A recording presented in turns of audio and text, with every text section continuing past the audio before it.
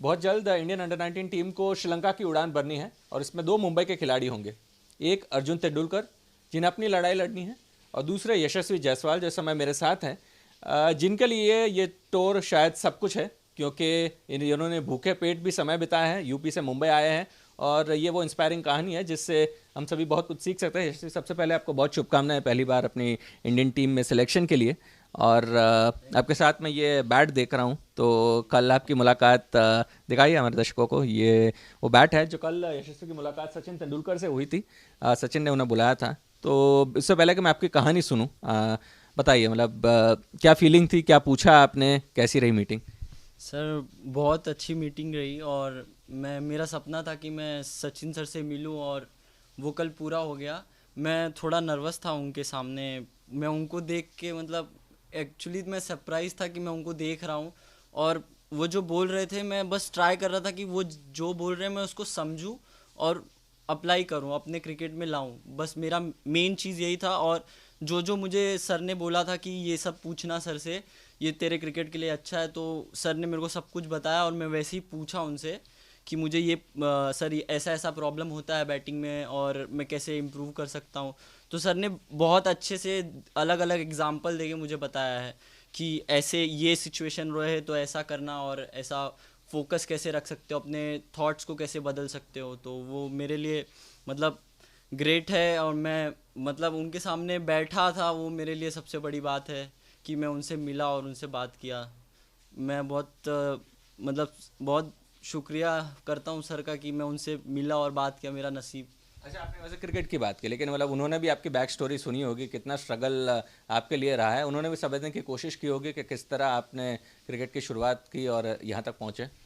Sir मैं सिर्फ कोशिश कर रहा था कि मैं कितना उनसे क्रिकेट के बारे में बात कर लूँ और कितना मैं उनसे पूछ सकूँ क्रिकेट के बारे में, बस। और कुछ मैं मेरा बस यही ध्यान में था कि मैं कितना अपना क्रिकेट इम्प्रूव कर सकता हूँ, बस और कुछ नहीं। और वैसे इत्तेफाक है और कोइंसिडेंस है कि इसी टूर पे अर्जुन भी इंडियन टीम के लिए होंगे। वो ऑब्वियसली 4 डे टीम के लिए सिलेक्ट हुए हैं।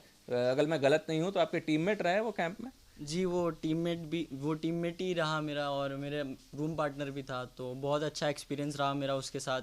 वो बहुत मेहनती है और रूम पे भी सर वो बहुत अच्छा वर्कआउट करता है और मुझे भी बोलता है कि अपना फिटनेस इम्प्रूव कर। और हम काफ़ी अच्छे बात करते हैं क्रिकेट के बारे में। तो बहुत अच्छा लगा सर उसके साथ रह के। और वो मेरा रूम पार्टनर था, वो भी बहुत अच्छी, मेरे लिए बहुत अच्छी बात है। चलो, उम्मीद करता हूं आप दोनों को सफलता मिले। लेकिन यशस्वी, आपके शुरुआती सफ़र के बारे में बताइए, क्योंकि हर कोई जानना चाहता है। बहुत सारे लोग होते हैं जो यूपी से मुंबई आते हैं, कुछ है जो एक्टर्स बनना चाहते हैं, कुछ क्रिकेटर्स बनना चाहते हैं, कुछ ऐसे होते हैं जैसे आपके लिए था जिनके लिए सर्वाइवल की ये बात हो जाती है, क्योंकि जब आप वहाँ से यहाँ आए हो आपको पता नहीं कितनी सफलता मिलेगी ना मिलेगी। शुरुआती दिन कैसे थे, कब आप मुंबई आए, उसके बारे में बताइए। मैं आया तो सर बहुत पहले, मुझे याद नहीं, पर मैं बस यही सोचा था कि मुझे क्रिकेट खेलना है चाहे जो हो जाए। और मैं बस एक ही मेरे दिमाग में, बाकी सब मैं सह लूँगा, सब कुछ कर लूँगा, मुझे बस क्रिकेट खेलना है। और मेरा सपना है जो मैं उसको चेस करूँगा, मैं पूरी मेहनत करूँगा। होगा नहीं होगा वो बात की बात है, मैं अपनी कोशिश पूरी करते रहूँगा, बस। और सर कुछ नहीं। और मैं इंजॉय किया अपना, जितना भी दिन था सब इंजॉय किया।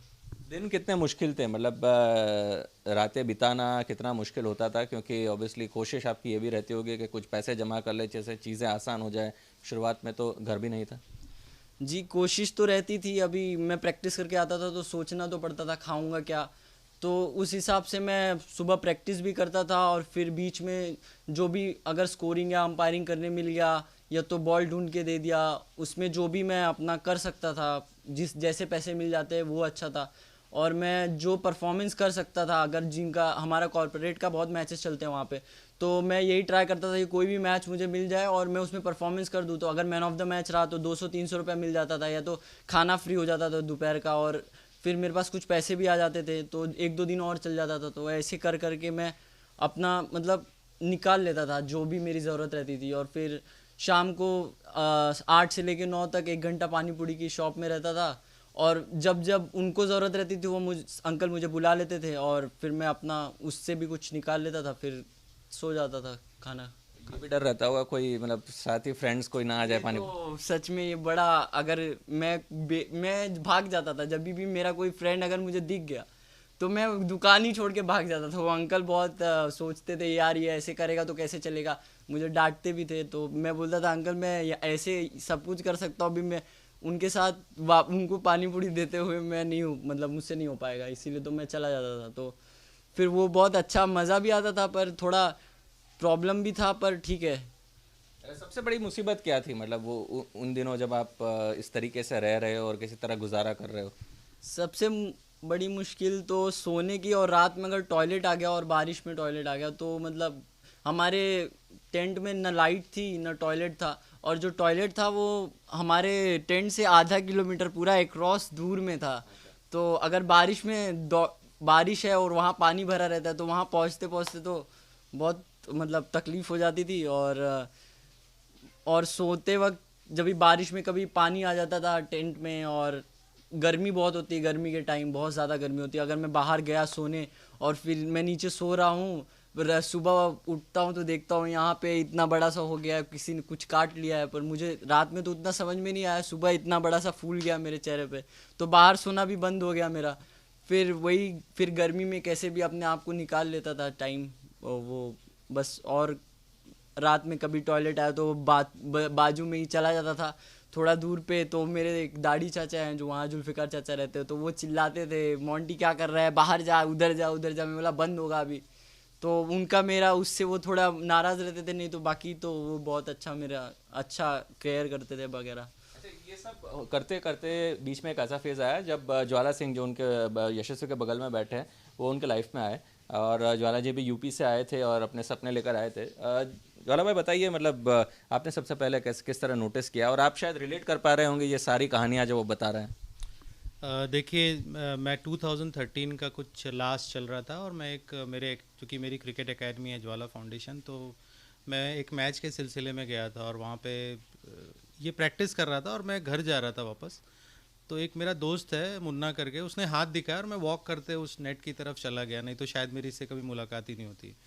तो जब मैं वहाँ पे गया और बहुत थोड़ा रफ विकेट था और ये बैटिंग कर रहा था, तो मैंने बोला यार ये लड़का अच्छा बैटिंग कर रहा है, छोटा दिख रहा है, क्या नाम है इसका? तो उसने बोला ये यशस्वी करके एक लड़का है और इसका बहुत प्रॉब्लम है और ये अच्छा खेलता है लेकिन कोई सपोर्ट करने वाला नहीं है। तो मैंने बोला क्या प्रॉब्लम है इसको? तब तक ये बाहर आ गया नेट से। तो मैंने इससे ही पूछा, मतलब बेटा आप कहाँ रहते हो? तो ये बोला कि सर कहीं भी रह जाता हूँ, अभी तो स्टैंड में रहता हूँ। तो जब मैंने टेंट सुना तो मुझे शॉकिंग लगा, क्योंकि जिस उम्र में ये सब कर रहा था मैं भी वो एज में सब कर चुका हूँ। मैं भी गोरखपुर से आया था यहाँ पे क्रिकेट खेलने के लिए, और शुरू में मेरे पेरेंट्स ने सपोर्ट किया लेकिन वो भी इनफ नहीं रहता था, क्योंकि वहाँ का लाइफस्टाइल और यहाँ का लाइफस्टाइल अलग है। तो मुझे लगा कि कोई मेरे जैसा ही लड़का है जो शायद तलाश कर रहा है कि कोई उसको सपोर्ट कर दे और कोई उसको गाइड कर दे। तो मैंने बोला अभी कहाँ कहाँ आप खेले हो? तो इसने बताया कि मैं गाइल शील्ड खेला हूँ, हैरिस शील्ड खेला हूँ। तो मैं बोला आपका परफॉर्मेंस क्या है?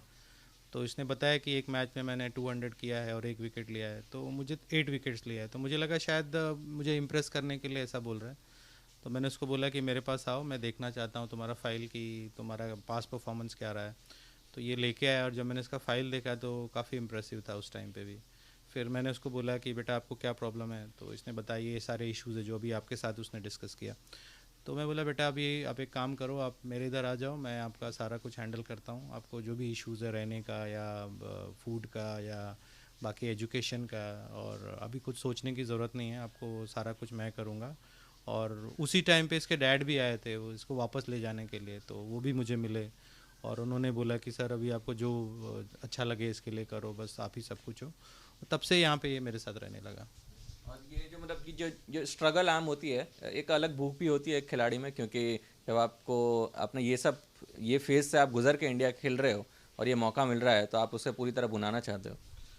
देखिए, कुछ लोगों के लिए क्रिकेट एक जस्ट एक पैशन होता है, और हमारे जैसे लोग जैसे यशस्वी है, ये सर्वाइवल है कि इनके पास क्रिकेट के अलावा कुछ भी नहीं है। लोगों को जो दिखता है बहुत आसान होता है, लेकिन जब कोई एक्चुअली वो करता है वो बहुत मुश्किल होता है। यशस्वी लकी है कि इसको सारी चीज़ें हो रही हैं, स्ट्रगल इसका कामयाब हो जाएगा, अंडर 19 इंडिया खेल रहा है और आगे भी करेगा। लेकिन ऐसे बहुत सारे लोग हैं जो इस तरह के बहुत स्ट्रगल करते हैं लेकिन शायद वो इस लेवल तक भी नहीं पहुंच पाते हैं। तो ये सर्वाइवल है, सब कुछ क्रिकेट ही होता है, और अगर उसमें सक्सेसफुल नहीं हुए तो फिर पता नहीं क्या। तो आई थिंक ये बहुत टफ पीरियड होता है, और मुझे लगता है कि शायद जो भी लोग सक्सेसफुल होते हैं क्रिकेट में, मैंने इसको भी बोला हुआ है कि अगर आगे जाके आप बड़े क्रिकेटर बनते हो या आपके पास अच्छा वेल्थ आता है, तो ऐसे अगर कोई भी लोग स्ट्रगल कर रहे हैं तो उनको ज़रूर सपोर्ट करो। जहाँ तक प्रेशर की बात है, वैसे ऑब्वियसली पहली बार इंडिया खेल रहे हो तो दबाव होता है, लेकिन जो प्रेशर आप जेल के आए हो शायद उसके खिलाफ, उसके मुकाबले में ये क्रिकेट वाला प्रेशर कुछ भी नहीं है। जी, प्रेशर तो रहता है, पर अगर आप प्रेशर एंजॉय कर रहे हो तो वो बहुत आपके लिए, वो एक आपकी ताकत बन जाती है। अगर आपको पता है आप ये सब कर सकते हो और अपने ऊपर बिलीफ रखोगे, तो मैं समझता हूँ कि सब कुछ हो सकता है अगर आप अपने ऊपर भरोसा रखो तो। अच्छा, वैसे तो आप कहाँ थे जब पहली बार आपने सुना कि आपको इंडियन अंडर 19 टीम में सिलेक्शन हुआ है? कहाँ पे थे, कब सुना? मैं ऊना में था सर, मैचेस चल रहे थे हमारे सिलेक्शन, तभी उसी 7 जून को शायद टीम आई, तो मुझे पता चला कि मतलब मैं सिलेक्ट हुआ हूँ। किसने बताया? किसी टीममेट ने बताया? टीममेट सारे आके कांग्रेट्स किए, सब ने मिला, मैं बोला थैंक यू वेरी मच। और उस रात जब आप सोए तो मतलब किस तरीके के ख्याल आ रहे थे? पूरी कहानी सामने आ गई? उस रात मैं सोया ही नहीं, पूरी रात जागा था मैं, और मैं भी जागा था, मेरा रूम पार्टनर परेशान हो गया। मुझे नींद ही नहीं आ रही थी। मैं पूरी रात अपनी मम्मी से, भाभी से, सर से, सबसे बात किया हूँ उस दिन, अकेले मतलब।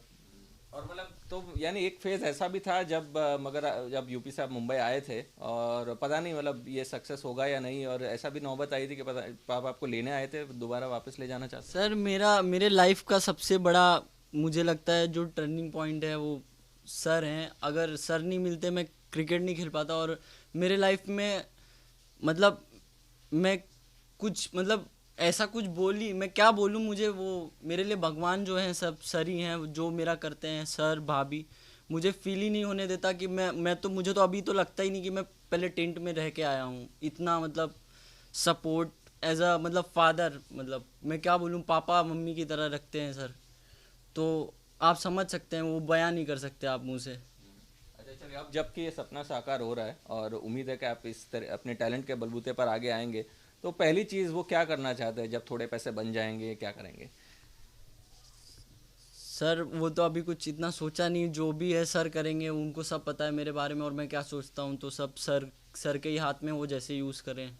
पर कोई मतलब कोई ख्वाब है आपके, कोई एम्बिशन है कि मैं सोचा था कि मैं मुस्लिम यूनाइटेड को अच्छा टेंट बना दूंगा, और क्रॉस मैदान के आगे कुछ रहते हैं लोग जो मतलब बारिश में बहुत तकलीफ़ में रहते हैं, तो मैं हमेशा सोचता हूँ कि अगर मैं अच्छा आदमी बनूंगा बड़ा, तो मैं उनको ज़रूर मतलब कुछ ना कुछ तो करूँगा उनके लिए, जो वहाँ पे फंसे हुए हैं या बारिश में वहाँ के एरिया में, जिनको मैं देखता था, मुझे खुद भी बुरा लगता था कि मैं भी ऐसा हूँ, और वो भी, मैं इनके लिए ज़रूर कुछ करूँगा।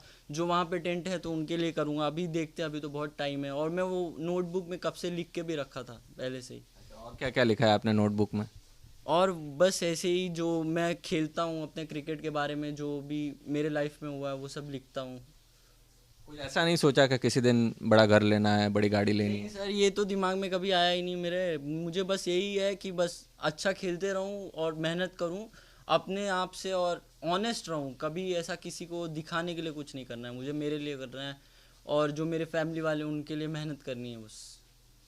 चलिए, कुल मिला के क्या ख्याल है इस टूर के? बड़ा टूर है आपके लिए, इंडिया अंडर 19 श्रीलंका में 5 वनडे मैचेस खेलने हैं। तैयारी आपकी रही है, बेंगलोर में आप टीम के साथ कैंप में थे।